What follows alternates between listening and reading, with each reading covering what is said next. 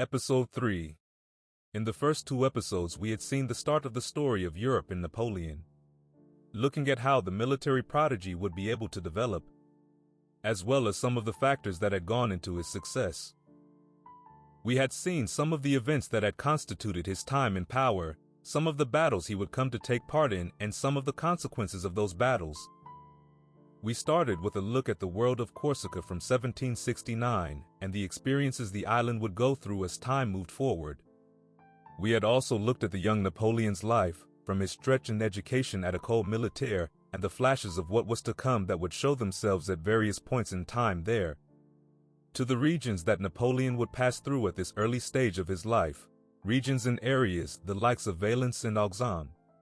We had also looked at the influence of Pascal Paoli, the man who had occupied a role in the life of Napoleon and that of his father. Paoli would wish Corsica to secede. Pasquale Paoli had led a life that had seen many events take place. At some point in time he would find himself exiled to Britain. At another point in time he would find himself involved in events that would have ramifications for him.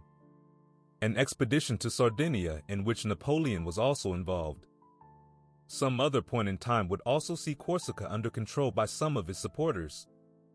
He had been born around 1725 and would live a fairly long life, seeing him wear several roles that included those of the military leader as well as those of the statesman. Some of the events that would occur during his lifetime would include actions like the Battle of Ponte Novo. He had come to interact with the Napoleon family several times, though some souring of the relationship would occur at another and would take place around the time that he would be exiled to England. Pasquale Paoli had been born into a family in which he wouldn't be the only son, and his father had been involved in the Corsican nationalist movement. Several issues had surrounded the Genoan government in control of Corsica at the time, and a rebellion would find itself taking place in the year 1729. His father would go into exile at some point in time, and along with him would be at least one of his sons, Pasquale. Several episodes would happen during this period that would have a bearing on the future. Pasquale would find himself involved in several events during this period. He would eventually find himself as General-in-Chief of Corsica, commander of all resistance. Several other events would occur in the wake of this one, and would include a constitution and many other modifications. He would find himself in England after some of these events, where many other events would occur. Included in them was his meetings with numerous individuals who would continue to play a role in his life. Changes would transpire that would allow Paoli to return home, during which time he would find himself become the president. He would implement many changes within the Republic. Other events would occur during this period comprising the War of the Austrian Succession. 1793. Events would occur that would improve Napoleon's standing with individuals like Augustin Robespierre. For one, Napoleon would be involved in events that would surround the port of Toulon and attempts to recover it. He occupied the position of artillery commander of the Republican forces that had been given some responsibility in regard to Toulon. He made changes that would lead to the success of the attempt. Bonaparte would also find himself involved in an event that would have a bearing for Paoli, the French expedition to Sardinia. By the end of events, Corsica would be controlled by Paoli's supporters. Several promotions would follow Napoleon. One of them would see him become artillery commander of the Army of Italy, his plans proving effective and granting a triumph. 1793 would also see the siege of Toulon, a battle that would play a noteworthy role in creating the reputation of Napoleon. It would see the destruction of several ships, as well as the involvement of several individuals, amongst whom were the likes of Sir Sidney Smith, Samuel Hood, and Charles O'Hara, the last one of whom would be captured. Events would eventually see the entry of convention troops into Toulon. This would occur around mid to late December. 1793 would see the siege of Toulon occur. It would see the involvement of soldiers of the French Republic, royalist rebels, and soldiers from Anglo-Spanish troops in a tactical and strategized struggle that would take place over the course of months, involve several casualties and many backs and forths in a clash that would have important ramifications. Strategies and plans would also emerge over the course of the battles as circumstances changed, positions and strategic points were achieved, men were captured, negotiations were opened, and new batteries were built.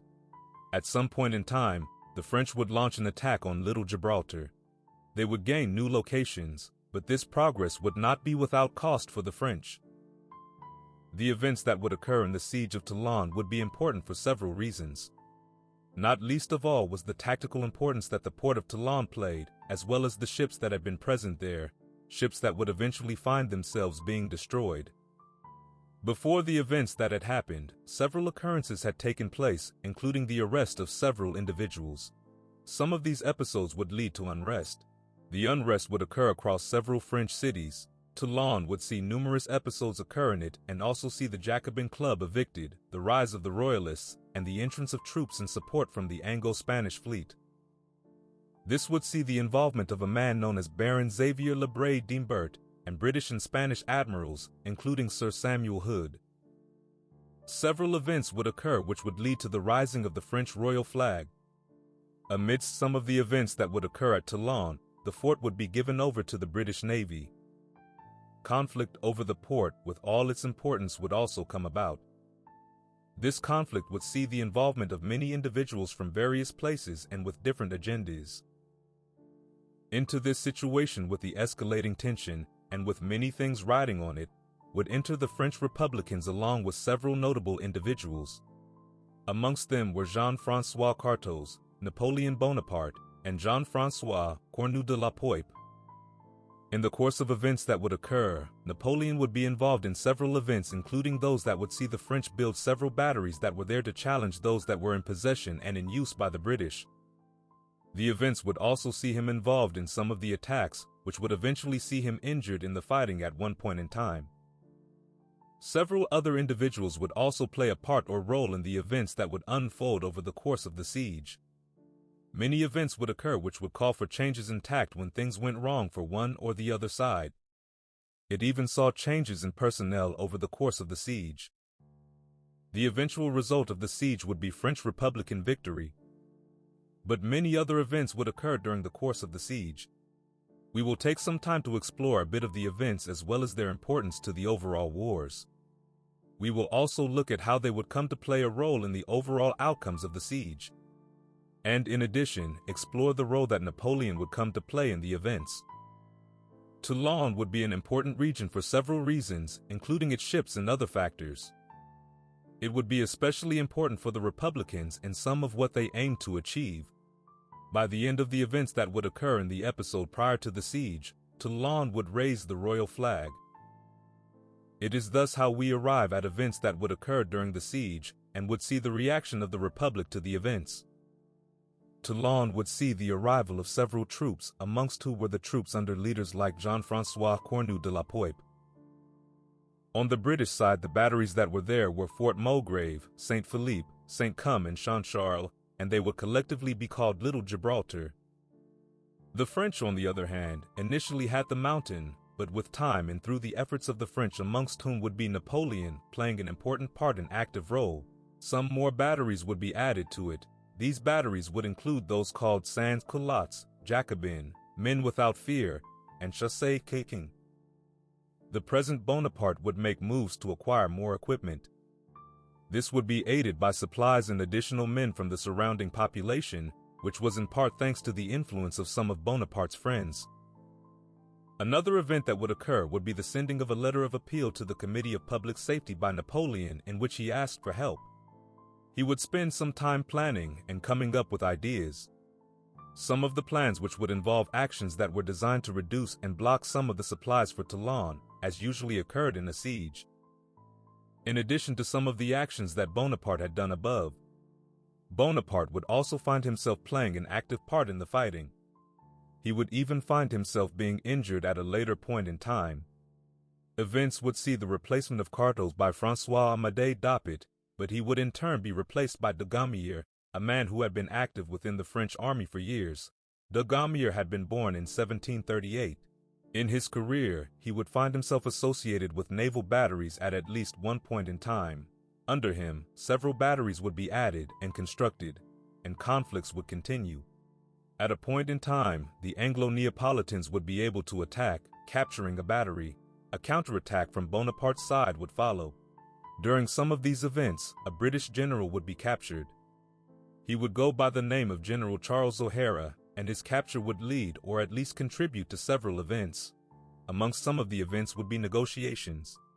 The Republicans would attack in December during the night, leading to the capture of several positions, but in the fighting Bonaparte would be injured.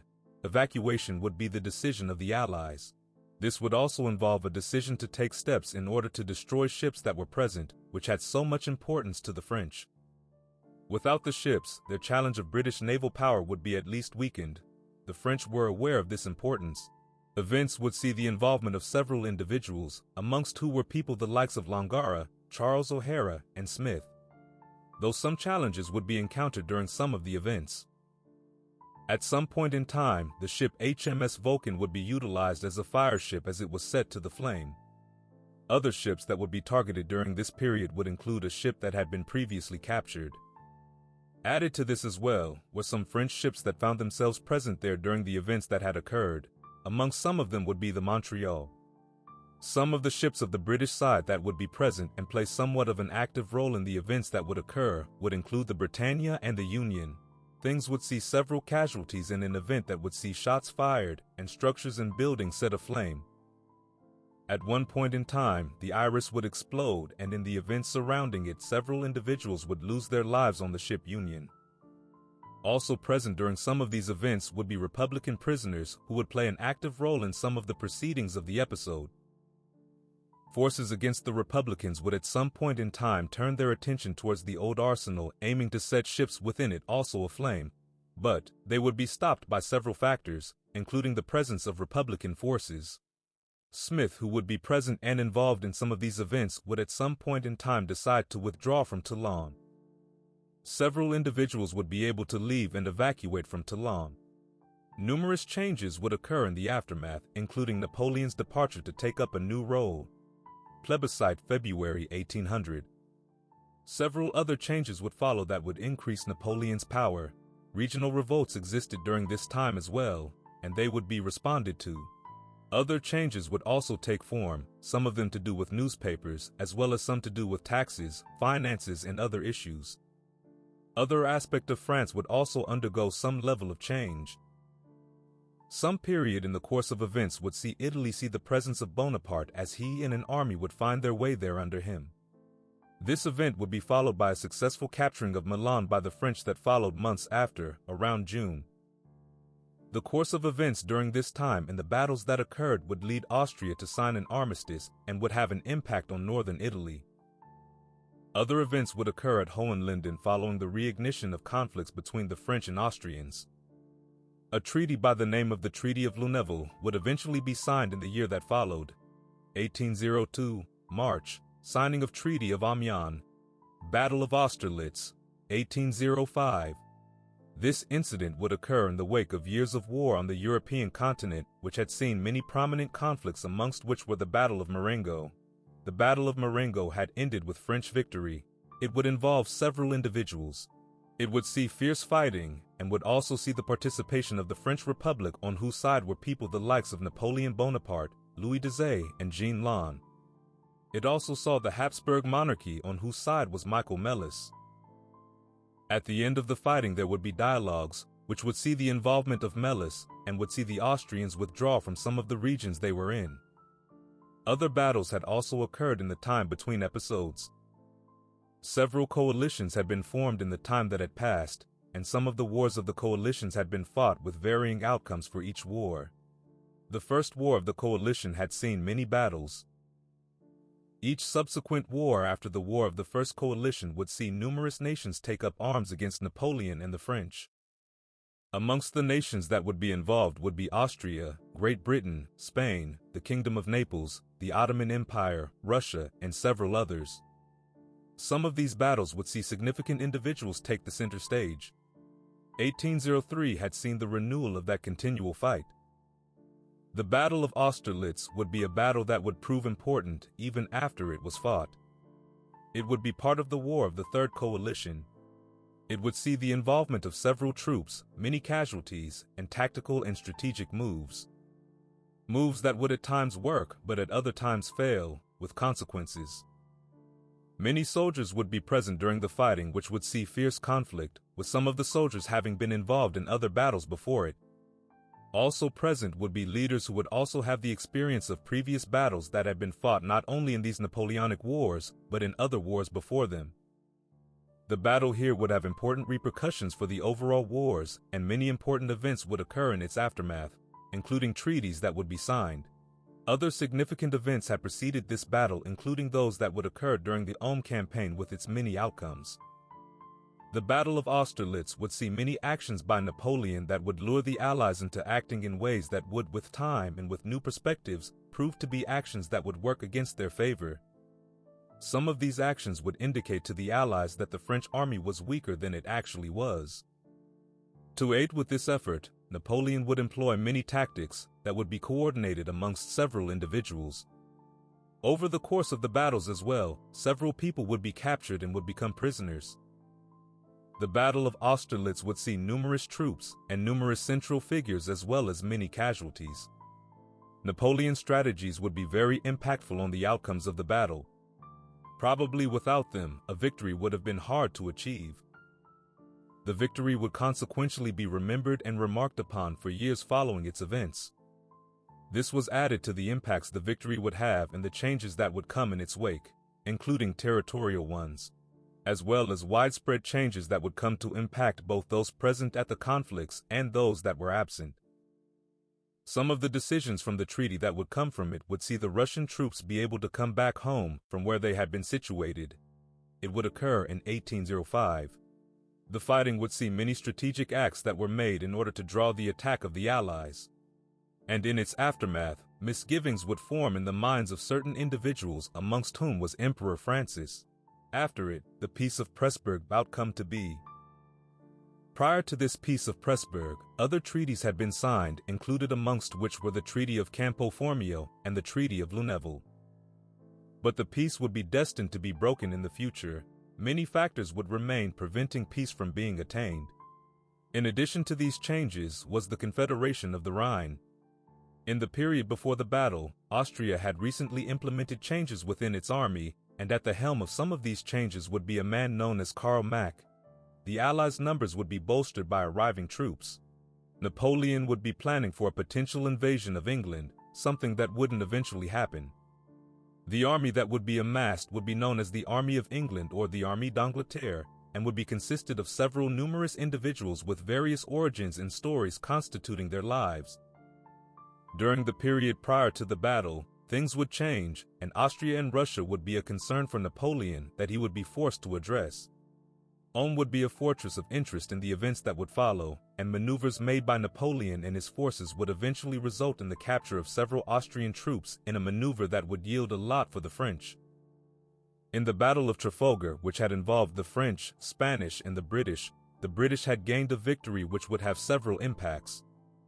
Some of the impacts on the naval front of the battle between the powers. The British Vice Admiral Horatio Nelson would gain some acclaim from the events of the battle. Involved in the events that would follow some of the events before would be a man known as Mikhail Kutuzov, who would be made commander-in-chief. He would communicate and discuss with several individuals on the Allied side as he made moves, commenting on some of the weaknesses in the plans that had been made, and making an analysis on the scenario that was at end, acting in light of the information he would gather in Sumis. Murat had made a ceasefire proposal, and a man by the name of Bagration would be directed to accept the proposal by the commander-in-chief of the Russians and the Allies' troops in a move that had some greater intentions behind it. Mistakes would be made on the French side. One in particular would be made by Murat. Napoleon would, however, have a plan, one that he would put into action.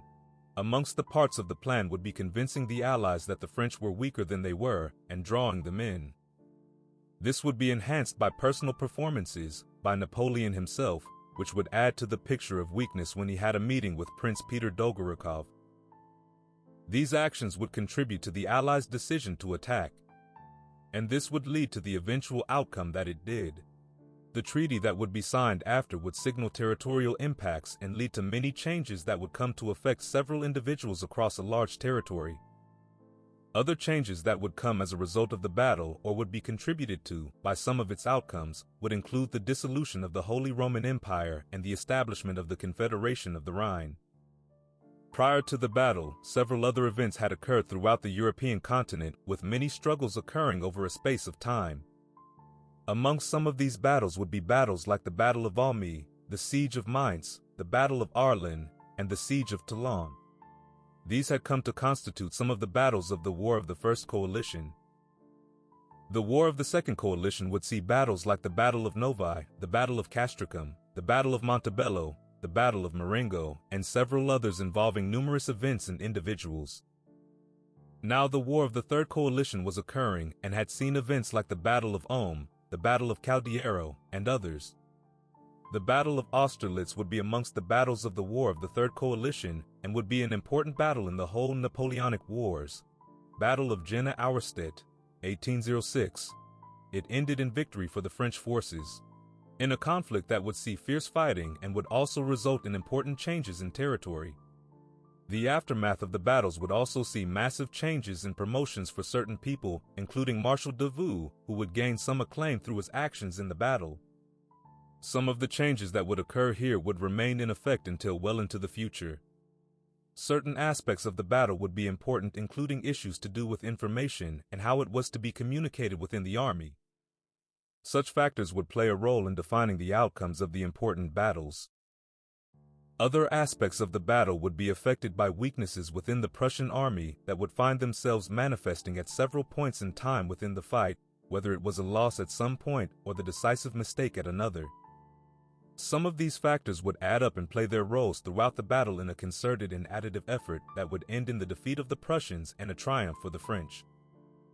The French, on the other hand, had advantages that would work in their favor and grant them important benefits, allowing them to overcome the enemy in a situation they probably might not have won had it not been for some of these advantages. At some points in time, the Prussian forces would be slow to react, leading to massive losses, and Napoleon at these points in time would be able to gain important victories. At some point in time as well, some of the troops under Davout and Bernadotte would be asked to join those of Napoleon.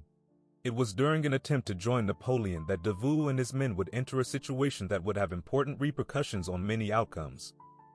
They would come to face the Prussian main force, a force that Napoleon had thought he had fought.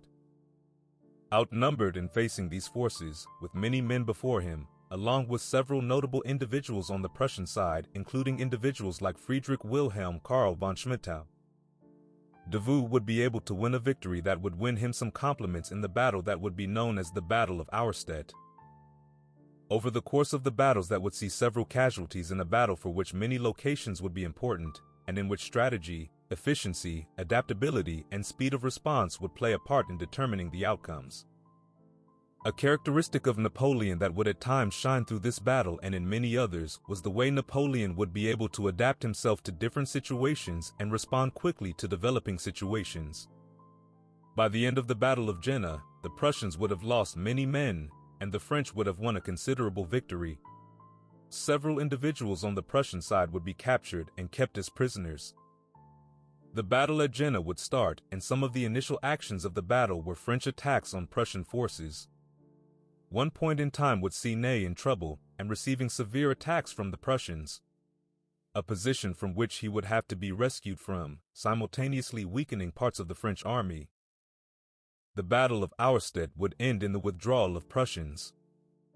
It had seen the involvement of several forces in a fierce battle and had also seen several significant individuals, amongst whom were the Prince of the Orange, the Duke of Brunswick, General Etienne Gudin, Blücher, Hassenhausen, and several other individuals. Several troops would be lost in the conflicts, many of them from the Prussian side. Several other events would ensue in the future, including the Battle of Halle, the Battle of Prenzlau, and the capturing of numerous Prussian columns. The surrender of Blücher would eventually come sometime in November, amidst several other events that would occur after the Battle of Jena-Auerstedt, events like the Battle of Lübeck. Different events would also happen in the future, including battles, conflicts, and sieges that would determine the future of Europe, France, and the nations that would be involved in the wars, and ultimately shape history as more and more people were drawn into action, and more events occurred that would have their own nuances. Events that would include their own strategies, mistakes, errors, victories, losses, territorial gains, and casualties. But the battle that had seen the likes of Ney, Davout, Hassenhausen, Blücher, Brunswick, the Prince of Orange, and several others, and had seen fierce fighting between the Prussian and the French forces. Seeing several events that would come to affect numerous people over a long period of time and having consequences that would last some time, had come to an end. Battle of Friedland, 1807. It would see the participation of the French Empire and the Russian Empire in a conflict that would end in a French triumph.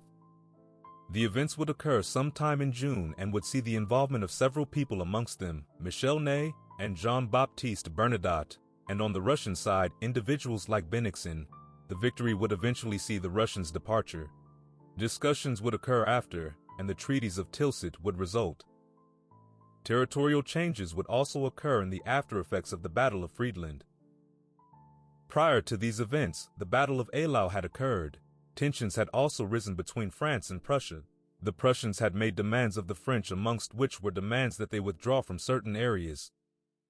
Other events would also occur, like the 1806 Battle of Jena-Auerstedt. The Battle of Jena-Auerstedt, which had ended in victory for the French forces.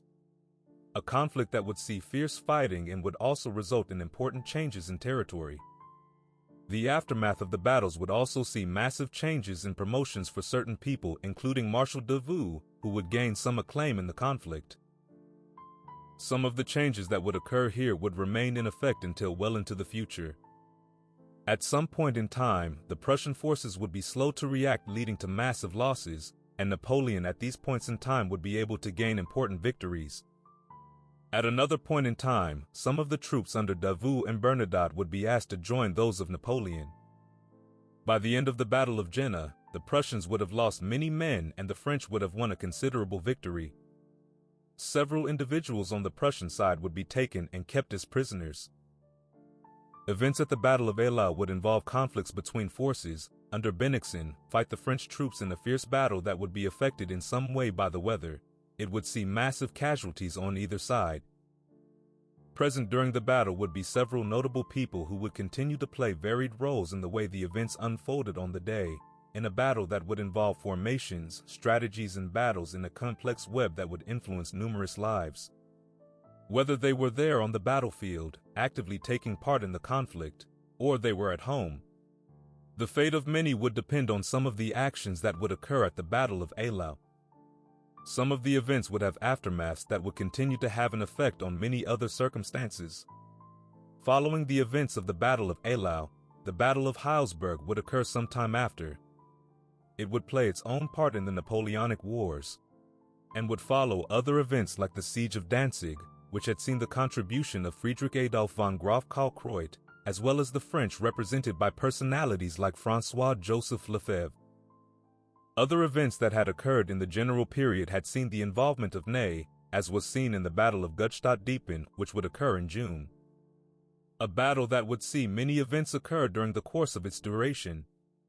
It would see Ney escape from a conflict that had involved the likes of Levin August von Bennigsen. Ney had found himself outnumbered in this battle, but had still been able to make a showing of it. Russia had made plans concerning Ney and his forces prior to this battle, and some of the events surrounding and involving it had seen the involvement of several key individuals in several locations. Now at the Battle of Friedland, whose general outcomes would be a massive loss for the Russian forces who would be forced into a retreat. The fighting would see the forces fight and race for certain positions at some points in time during the conflicts, and would see the participation of individuals like Grouchy and Nantz-Saudy, as well as individuals like Laon. Napoleon would give orders to Ney at certain points in time, as he had at many times during the course of the wars. These instructions would have a general impact on the outcomes of the battle. Dupont would also play a role in the events of the battle. The French casualties would be less than those of the Russians. One of the strengths of Napoleon's armies was its mobility.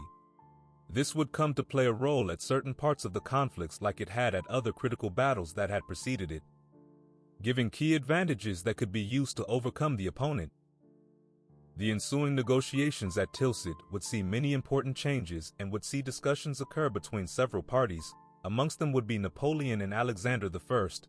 Battle of Aspern-Essling, 1809. The battle would take place in the year of 1809 and would see the participation of several important figures, amongst who was Napoleon himself, André Massena, Archduke Charles, and Johann von Hiller. The outcomes of the fateful and important battle would be the victory of Austria. The fighting would see both sides exhausted after having fought with much vigor, determination, and strength. The defeat would be an anomaly in an otherwise previously successful military campaign under Napoleon, which had seen relatively few defeats for the renowned strategist.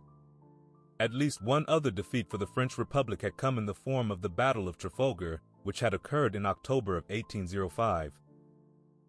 Many casualties would come as a result of the conflict at the Battle of Aspern-Essling, with a notable loss for Napoleon being a man by the name of Marshal Jean Lannes.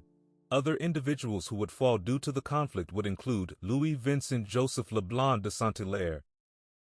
Fighting would be fierce, with both sides showing strength and determination. Prior to the battle, Napoleon's choice to move his forces across the bridge would be a risky move that he knew could go wrong. He would, however, go through with it. The Battle of Aspern-Essling would be unlike the battles that had preceded it, like the Battle of Austerlitz and the Battle of Marengo. The Battle of Marengo would see the participation of the French Republic, on whose side were persons the likes of Napoleon Bonaparte, Louis Desailles, Jean Lannes, and the Habsburg monarchy, on whose side was Michael Melas.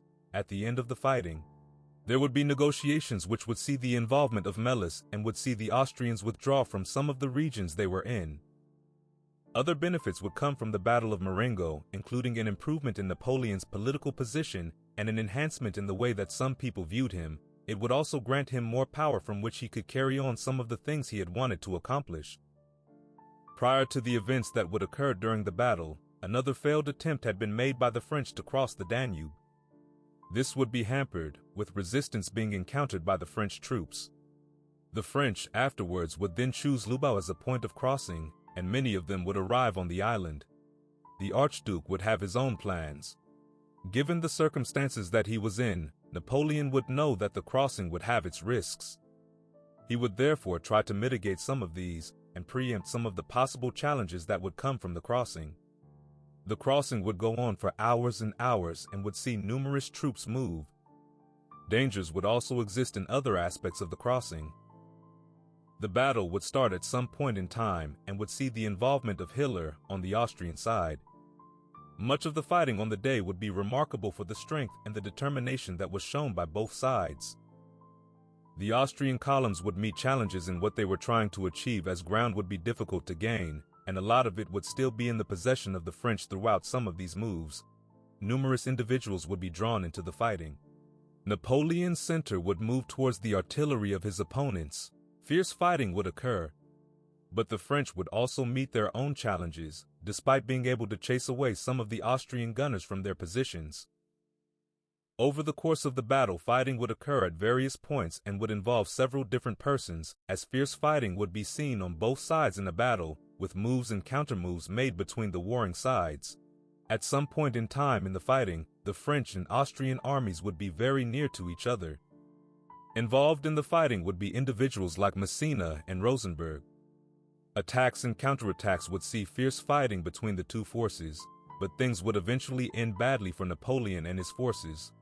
The French forces would eventually have to withdraw. An event known as the Battle of Wagram would, however, follow in the months that followed, and would see Napoleon and his forces once again attempt to cross. That marks the end of the 4th episode into Napoleon Bonaparte. If you enjoyed the episode, please take the time to subscribe to catch more episodes on other topics, as well as the next episode in the series.